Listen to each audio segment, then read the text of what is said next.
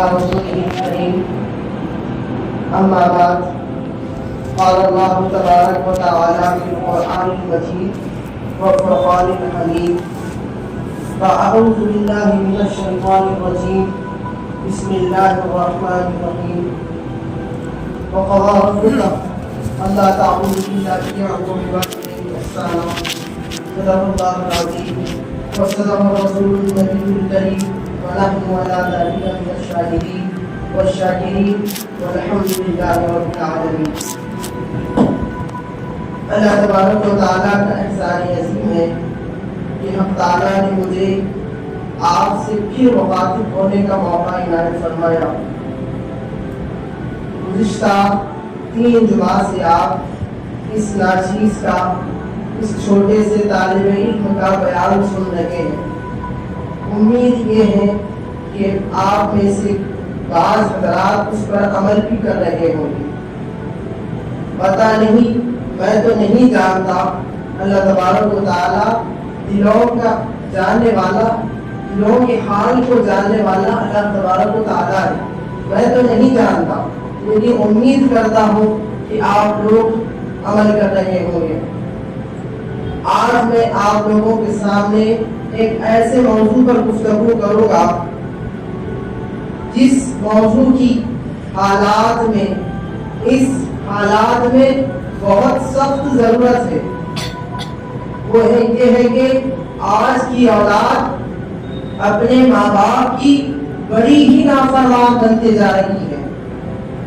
آپ سب جانتے ہیں آپ کے گھر میں بھی اولاد موجود ہے. یہاں پر کئی والد موجود ہیں اور کئی لڑکے موجود ہیں، لیکن یہاں پر مائیں اور لڑکیاں موجود نہیں ہیں. آپ سے یہ درخواست ہے کہ میرا پیغام اپنے گھروں تک، میری ماؤں تک، میری محلوں تک ضرور پہنچا دے. اللہ تبارک و تعالیٰ غفور رحیم ہے. اللہ کا مقام سب سے اعلیٰ ہے. اللہ اور اللہ کے رسول کے مقام کے بعد کسی کا مقام ہے تو وہ والدین کا مقام ہے.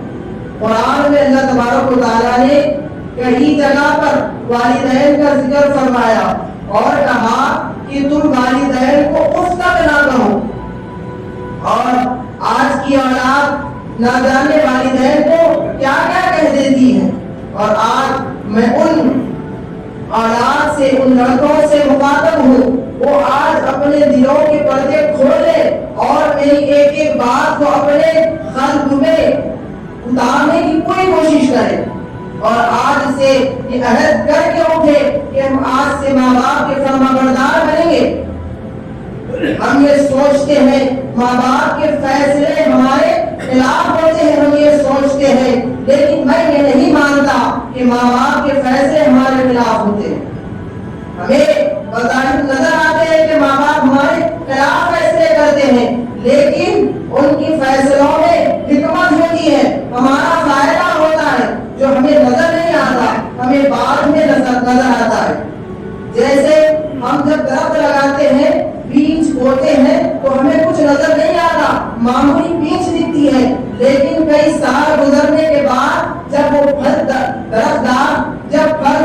پھلدار ہوتا ہے تو ہمیں ان پھلوں کو دیکھ کر پتہ لگتا ہے کہ یہ فائدہ ہے.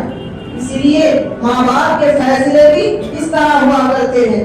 اور جو ماں باپ کی خدمت کرتے ہیں ان کا مقام ذرا دیکھیے. ویسے کرنی رحمت اللہ علیہ، آپ نے ان کا نام سنا ہوگا اور ان کے واقعات کو سنا ہوگا. ان کا ایک واقعہ آپ کے سامنے آج سنانے جا رہا ہوں. ویسے غنی چاہے تو صحابی بن سکتے تھے، لیکن ماں کی خدمت میں صحابیت کا انہوں نے شخص ٹھکرا دیا. حضور کبھی صحابہ کی مجلس میں بیٹھتے تو اپنے بٹن کھول کر کہتے کہ میں رحمان کی خوشبو پا رہا ہوں. صحابہ کہتے آپ اتنی محبت کرتے ہیں تو ان کو کیوں نہیں بلاتے؟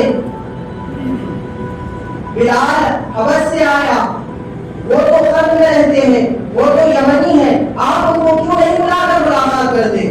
حضور نے فرمایا کہ وہ اپنی ماں کی خدمت کرتے ہیں اور اگر ان کو بلا لوں گا تو ان کی ماں کی خدمت چھوٹ جائے گی، مجھ سے یہ گوارا ہے۔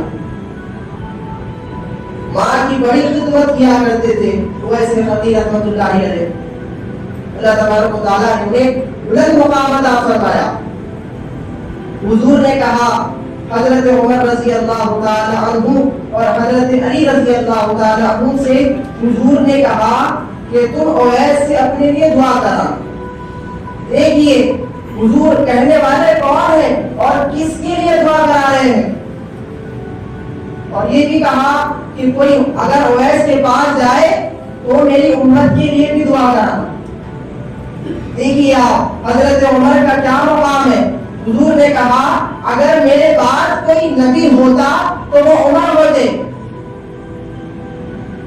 حضرت عمر عشرہ مبشرہ میں سے ہیں جن کو دنیا میں جنت کا سرٹیفکیٹ مل چکا ہے، جنت کی رجسٹری ہو چکی ہے، وہ عمر ہے، وہ علی ہے، لیکن دعا کس سے کرا رہے ہیں؟ ویسے کرنی سے کرا رہے ہیں، کیونکہ ان کی کون سی عبادت ہے پیچھے؟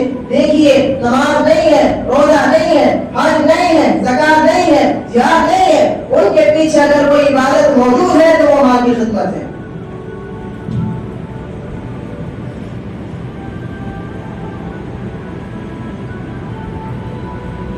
حج پر کئی لوگ آتے، حضرت عمر کہتے یمنی کون ہے اٹھ کر کھڑے ہو جاؤ۔ بعض لوگ اٹھ کر کھڑے ہو گئے، حضرت عمر نے کہا بیٹھ جاؤ، اب بتاؤ کہ مراد قبیلے سے کس کا تعلق ہے، وہ اٹھ کر کھڑے ہو جاؤ۔ بعض لوگ کھڑے ہو گئے، پھر حضرت عمر نے کہا بیٹھ جاؤ، اب بتاؤ قرنی کون ہے۔ ایک شخص اٹھ کے کھڑا ہوا اور حضرت عمر نے اس سے پوچھا کیا تم اویس کو جانتے ہیں؟ وہ شخص کہنے لگا وہ تو میرا بھتیجا ہے، وہ تو پاگل سا ہے، اس کو کیوں پوچھ رہے ہیں آپ؟ حضرت عمر کہتے ہیں پاگل وہ نہیں ہے، پاگل تو